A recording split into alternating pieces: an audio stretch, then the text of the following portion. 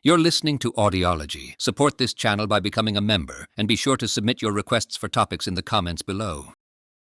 The Directory's efforts to address the economic crisis brought Jacobin-Babeuf into prominence. This new government vowed to end the practice of subsidizing Paris's food supply at the expense of the rest of France.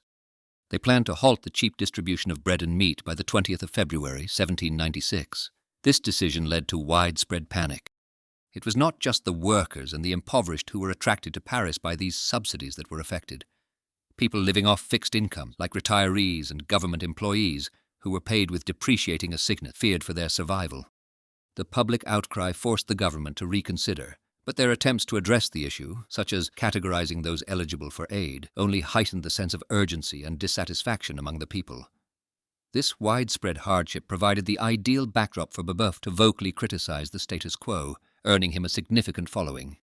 He formed a group, the Society of the Equals, which soon aligned with remnants of the Jacobin Club gathering at the Pantheon. By November 1795, police reports flagged him for actively advocating insurrection, revolt, and the adoption of the 1793 Constitution. Babeuf's movement was strategic and organized, encompassing 7 key leaders including Philippe Buonarroti, Augustin Alexandre d'Arthez, and Sylvain Maréchal, who was responsible for writing their manifesto, among others. They were supported by Jean-Antoine Rossignol, who established a network of military agents in Paris to promote their cause. Philippe Buonarroti emerged as a critical thinker and ideologue for the Society of the Equals. His published works, analysis of Babeuf's doctrine and response to MV, showcase his belief in the necessity of political action for reform. He staunchly advocated for the redistribution of private property and a cooperative society in France, while noting that Italy was not yet ready for such changes. Both he and Babeuf, who shared these ideals, were imprisoned in Plessis in 1797, cementing their roles as major figures in leftist thought at the close of the 18th century in France. François-Noël Babeuf, alongside his allies, aimed for total equality.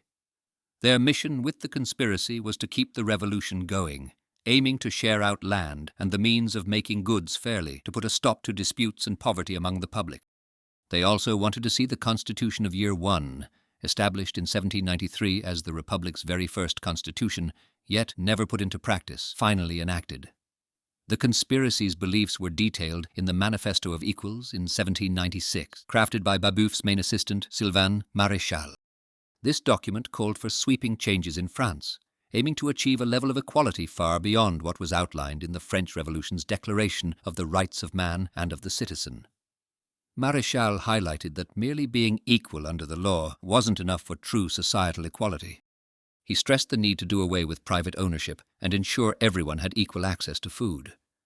The manifesto also criticized the affluent bourgeoisie who had reaped the benefits of the revolution, like the rich landowners who continued to make gains from what was considered communal property.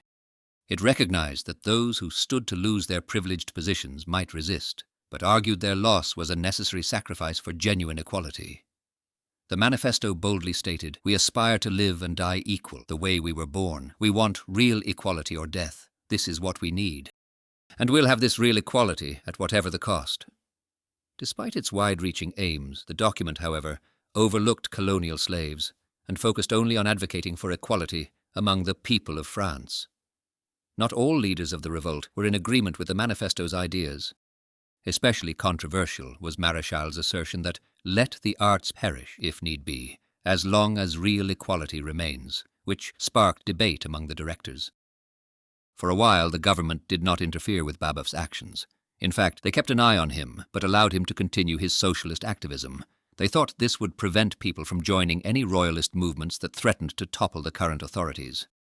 Additionally, many workers, even those with radical views, were turned off by Babeuf's extreme methods. Interestingly, the government noticed that Babeuf's efforts were actually winning them more support. The Jacobin Club even denied entry to Babeuf and René-François Lebois, labeling them as throat-cutters. As the economic crisis worsened, Babeuf's influence grew. When Napoleon Bonaparte shut down the Pantheon Club on February 27, 1796, Babeuf ramped up his activities. He started publishing a new paper under a pseudonym, which was secretly circulated among groups in Paris. Around the same time, the 40th issue of his publication, the Tribune, caused a stir by praising the instigators of the September massacre and calling for more radical action to destroy the current government, which he labeled as tyrannical and oppressive. The general discontent deepened, and when the government tried to introduce a new form of currency to replace the failing assignats, it only led to more dissatisfaction. Reports surfaced of widespread poverty in Paris, with 500,000 people needing aid in April 1796. Posters appeared across Paris advocating Babeuf's ideology, emphasizing the right to an equal share in property and calling for the reinstatement of the Constitution of 1793. Babeuf's group, the Equals, became more openly defiant, spreading their message throughout Paris.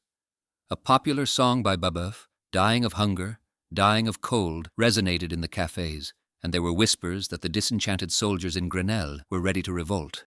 Philippe Buonarroti even presented a plan for an egalitarian republic, envisioning a society where upon death, private property would revert to a national community, which would ensure all members had adequate housing, food, clothing, and health care, fundamentally transforming the economic system to one that does not revolve around money. The plot was exposed by Georges Grisel, one of its leaders, who informed the police motivated by money. In response to crackdowns on democratic groups in Paris, some members tried to start an uprising, initially aiming to influence the police legion. The government, observing that Babeuvist ideas were stirring public unrest, decided on the 2nd of May, 1796, to disband and disarm a police legion that had been influenced by these ideas, noting their growing indiscipline. Following this, the Babeuvists sought the support of the 21st Regiment of Dragoons stationed at Grenelle. The government had been gathering detailed evidence of a planned armed rebellion set for the 11th of May, 1796, with the help of Georges Grisel, a former army captain who had infiltrated Babeuf's group. This plot involved Jacobins and socialists.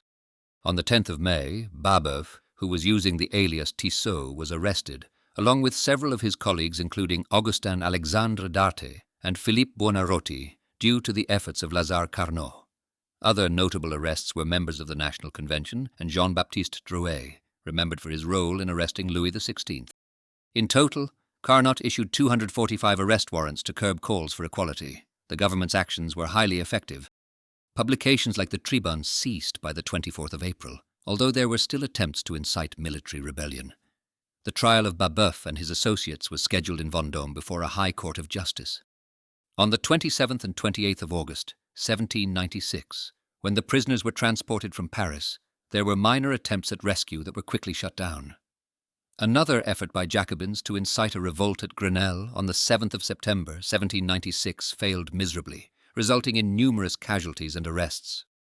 The trial began on the 20th of February, 1797, lasting 2 months. The government portrayed Babeuf, a socialist, as the main conspirator, overshadowing others potentially more influential, aided by Babeuf's ego.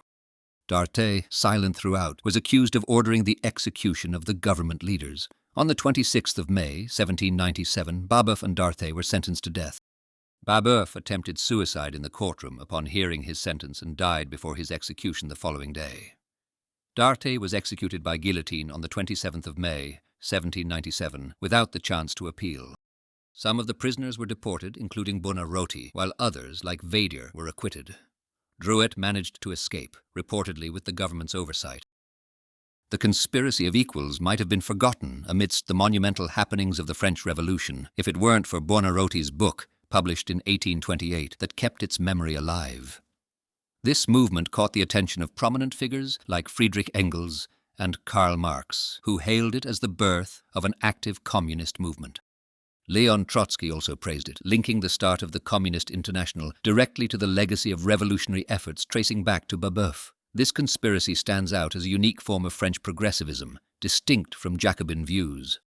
Unlike the revolutionaries' goal of abstract equality under the law, which protected property rights as outlined in the Declaration of the Rights of Man and of the Citizen, Babeuf and his followers aimed for something more radical, total property abolition. They envisioned a society where land was not owned individually, but shared by all. We lean towards something more sublime and more just. The common good, or the community of property. No more individual property in land. The land belongs to no one. We demand, we want, the common enjoyment of the fruits of the land. The fruits belong to all. This bold stance against private ownership resonated in later French leftist thought, notably influencing Pierre-Joseph Proudhon, who famously declared, "Property is theft." While the terms anarchist and communist hadn't been coined during the conspiracy's time, these labels have since been used by scholars to describe its ideologies. Interestingly, the term communism itself was first used by Goodwin Barmby following discussions with followers of Babeuf, showcasing the lasting impact of the conspiracy of equals on political thought. Thanks for watching. Share your thoughts in the comments and subscribe for more content.